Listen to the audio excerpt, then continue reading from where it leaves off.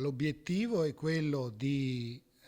creare un sistema della polizia locale regionale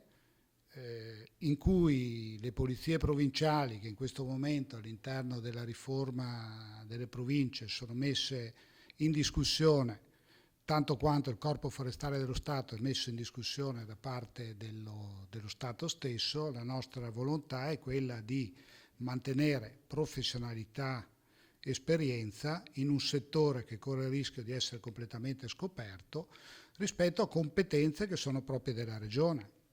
competenze di tutela della fauna selvatica, di controlli ambientali, di controlli di polizia idraulica, di controlli sulle attività di cava e quant'altro. L'obiettivo di inserirli all'interno dell'Agenzia regionale per la protezione ambientale e creare personale specializzato che, mi piace sempre precisarlo, non va a fare confusione sovrapponendosi a competenze dello Stato,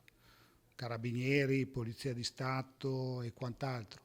ma al contrario vuole svolgere alcune azioni a supporto che possono sgravare le forze di polizia nazionali da una serie di piccole incombenze per dedicarsi a quella che è l'attività investigativa e di prevenzione del crimine. L'avevamo annunciato con le linee programmatiche dell'inizio legislatura che Forza Italia si sarebbe occupata in modo particolare di tre temi molto sentiti dai cittadini: la sicurezza, il lavoro e il sociale. Partiamo oggi con questo progetto di legge sulla sicurezza che vuole dare una linea strategica al Veneto su un tema molto importante. Partiamo dalla sicurezza ambientale, cui aggiungeremo il tema del coordinamento della polizia locale. Adesso è previsto l'iter normale con il passaggio all'interno della commissione competente e successivamente passeremo all'approvazione in Consiglio regionale e ci aspettiamo una larga condivisione che coinvolga sia la maggioranza che l'opposizione.